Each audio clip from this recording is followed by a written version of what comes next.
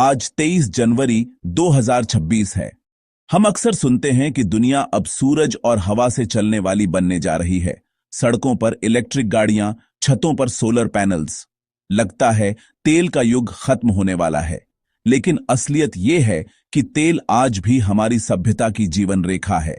सरकारें चुपचाप अपनी तेल पहुंच को सुरक्षित करने में लगी हैं। तेल की दौड़ थमी नहीं है, बल्कि नए स्रोत खोजने और भंडार इकट्ठा करने की होड़ और तेज हो गई है। जब तक नवीकरणीय ऊर्जा पूरी तरह हावी नहीं होती, तेल की ताकत और इसकी सुरक्षा की जंग जारी रहेगी। तेल भंडार यानी जमीन के नीचे छुपा खजाना। वो कच्चा तेल जिसे मौजूदा तकनीक और बाजार भाव पर निकाला और बेचा जा सकता है। असल सवाल यह है कि हम उसमें से कितना वाकई निकाल सकते हैं। यही सरकारों और कंपनियों के लिए दीर्घकालिक योजना की बुनियाद है।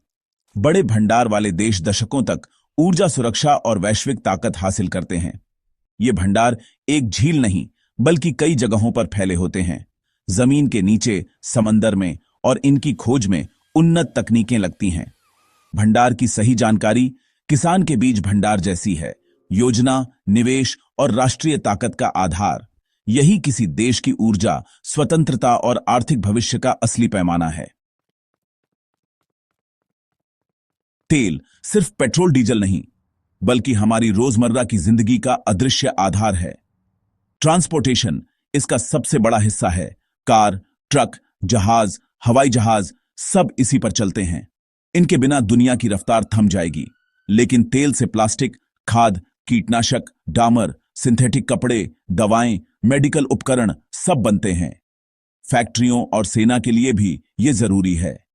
तेल हमारी आधुनिक अर्थव्यवस्था और जीवन शैली का चुपचाप काम करने वाला साझेदार है। हर जगह, हर चीज में। सौर और पवन ऊर्जा का भविष्य उज्जवल है, लेकिन यह सोचना कि वे तेल को तुरंत पूरी तरह बदल सकती हैं, हकीकत से दूर है।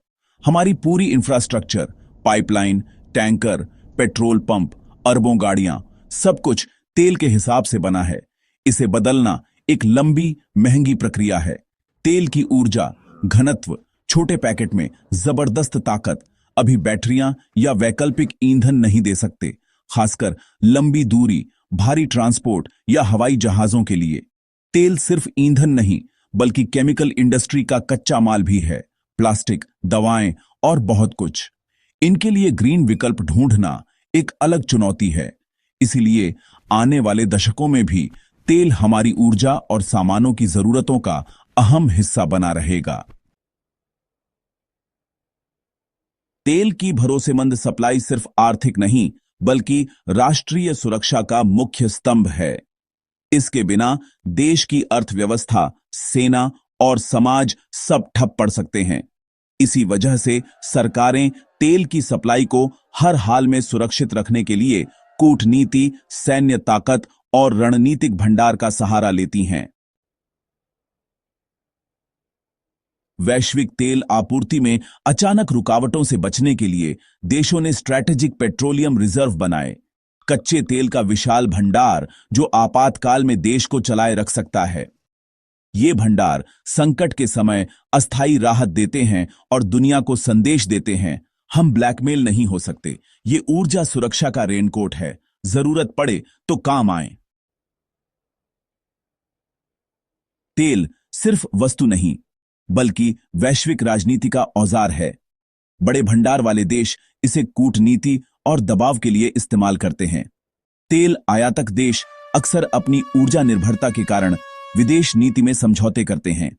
तेल की जरूरत उन्हें नए गठबंधन या संघर्ष में धकेल सकती है। तेल प्रतिबंध या सप्लाई में कटौती किसी देश की अर्थव्यवस्था और नीति पर सीधा असर डाल सकती है। यह प्रभाव की मुद्रा है, सेना जितनी कीमती। भले ही नवीकरणीय ऊर्जा बढ़ रही हो, नए तेल स्रोतों की खोज लगातार जारी है, क्योंकि मौजूदा तेल क्षेत्र हमेशा के लिए नहीं चलते।